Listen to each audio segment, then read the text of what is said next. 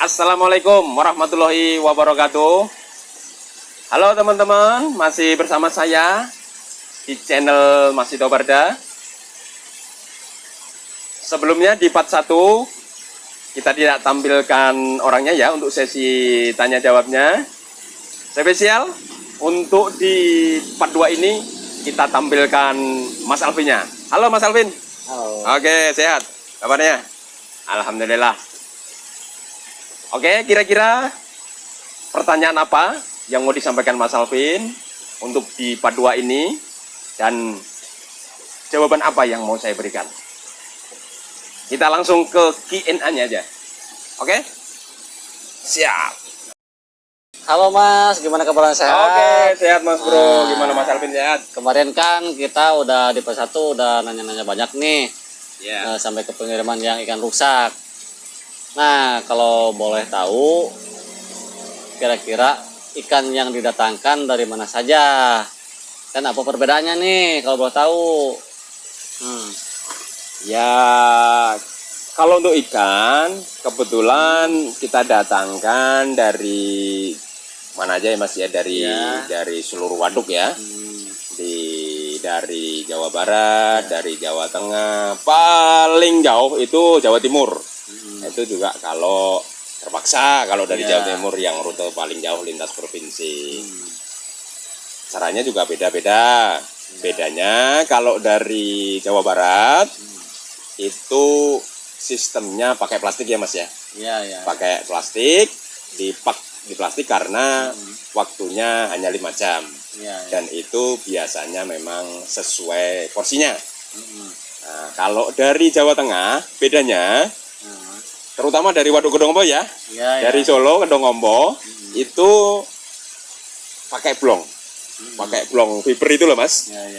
Pakai fiber yang belakangnya pakai oksigen. Nah itu karena perjalanannya sampai 10 jam. Nah, 2 kali lipat ya dari Jawa Barat. Jadi memang lebih tahan lama. Nah, sekalipun terkena macet dikarenakan pakai oksigen, jadi lebih tahan lama. Dan kalau untuk kesehatannya sama-sama, yang penting tidak lebih dari 10 jam. Seperti itu Mas Alvin. Mantap Mas. Nah Mas, kalau boleh tahu nih, grosir ikan seperti ini kira-kira pemasarannya kemana aja? Ya, untuk pemasarannya Mas, kalau grosir ikan ini kita ke pemancingan ya.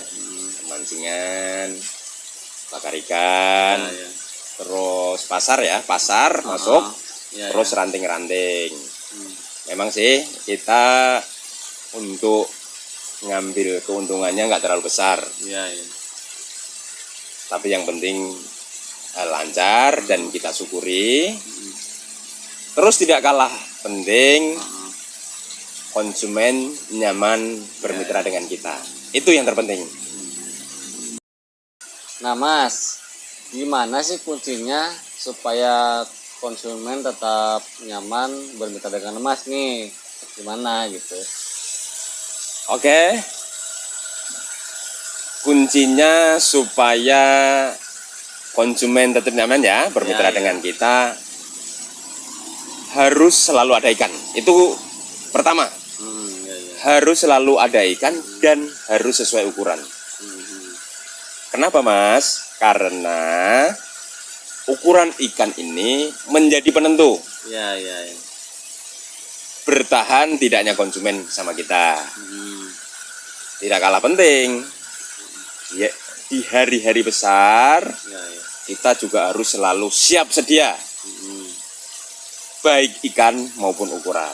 Jadi seperti hari-hari besar kayak munggahan, tahun baru, mau lebaran maupun setelah lebaran. Nah itulah tidak kalah penting yang harus selalu kita siapkan. Yang ikan harus selalu ada, itu di hari-hari itu. Itu syarat mutlak konsumen tetap bertahan sama kita. Oke, mantap. Titik itu. Siap. Mantap bro.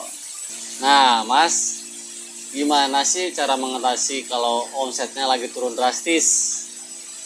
Mana? Oke, yang kita lakukan ya Mas Alvin, Ya, ketika omset turun drastis sekali, ya, ya.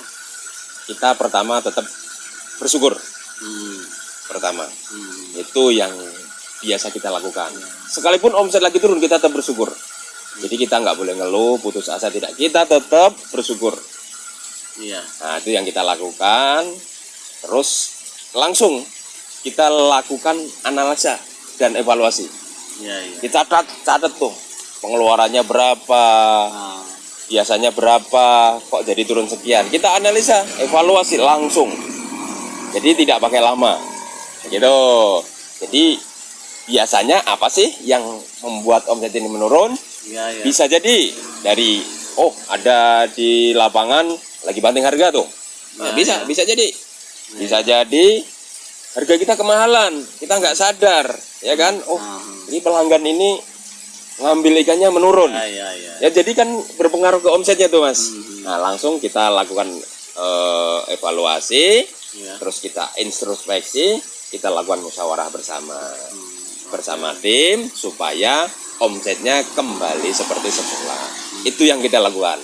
Tapi yang terpenting, sekalipun omset kita menurun drastis sekalipun, kita tidak lupa bersyukur.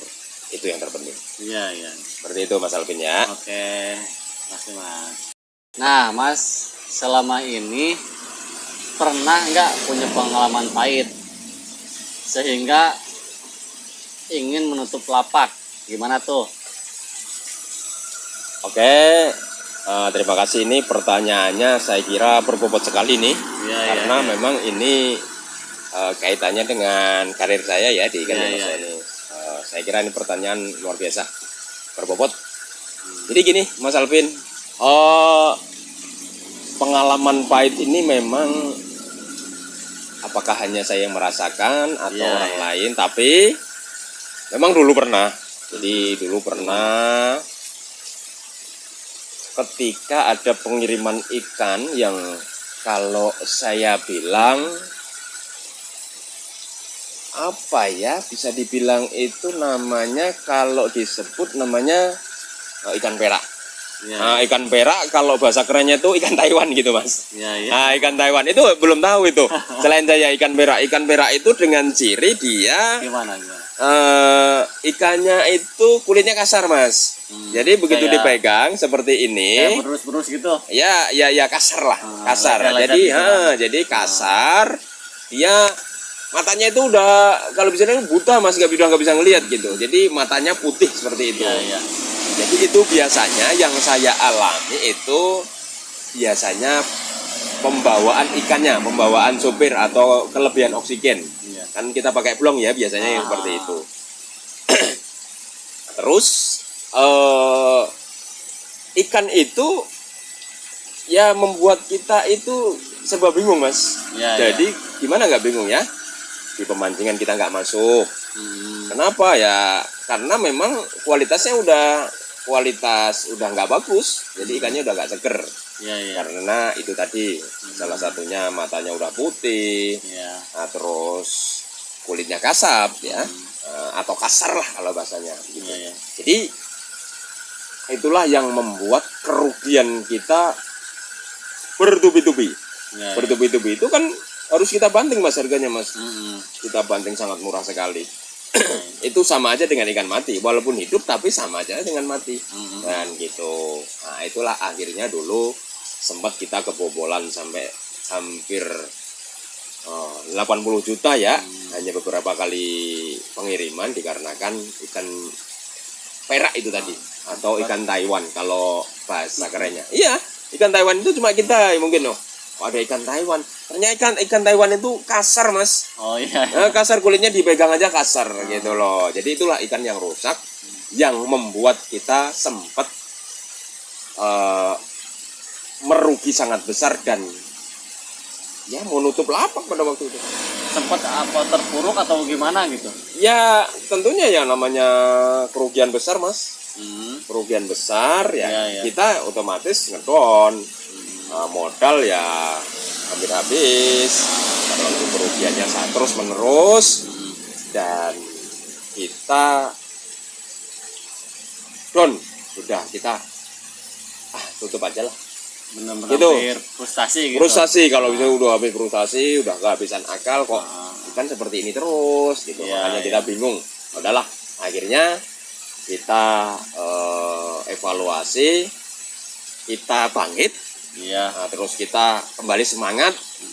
Kita berpikir masa sih kita cuma nyampe di sini, masa sih kita sampai di sini kita kalah. Nah kan gitu. Jadi itulah yang membuat saya tetap semangat, tetap struggle, lawan keterpurukan melawan apa itu namanya, cobaan yang maha berat ini. Begitu Mas Alvin. Jadi itulah yang membuat saya semangat. Jadi kita nggak mau kalah dengan keadaan. Seperti itu. Lawan terus. Oke. Nah, Mas, kira-kira ada tips nggak nih buat teman-teman? Ada nggak? Oh, boleh tahu nih. Oke, untuk teman-teman semua ya yang mau buka usaha seperti saya atau lebih juga nggak apa-apa. Di bidang sama juga boleh, di bidang yang lain juga tetap monggo sesuai dengan keahliannya masing-masing. Nah, ini tips dari saya untuk teman-teman yang mau buka usaha. Yang pertama, harus segera dimulai. Begitu punya niatan, untuk teman-teman semuanya harus segera dimulai sesegera mungkin. Jadi jangan diundur-undur niatnya. Begitu ada niat langsung dimulai, lakukan dengan sungguh-sungguh, dan pastikan usaha yang Anda jalani Anda senang. Anda senang dengan usaha, teman-teman senang dengan yang dijalani. Kenapa? Karena begitu teman-teman senang dengan usaha yang teman-teman jalani, insya Allah menjadi kebahagiaan tersendiri. Dan menjalani profesi ini, profesi yang teman-teman jalani menjadi nanti akan berkembang dan maju. Karena senang dengan usaha itu menjadi kunci. Jadi intinya sesegera mungkin dimulai, senang dengan profesi yang dijalani, insya Allah kedepannya usaha Anda, usaha teman-teman pasti maju. Saya doakan. Mudah-mudahan usahanya diberkahi, usahanya menjadi berkah untuk keluarga teman-teman semuanya. Oke, terima kasih dari saya. Mudah-mudahan tips dari saya bermanfaat untuk teman-teman semuanya. Cukup sekian channel dari saya, dari Mas Dito Barda. Semoga channel ini menjadi bermanfaat untuk teman-teman semuanya. Terima kasih. Wassalamualaikum warahmatullahi wabarakatuh.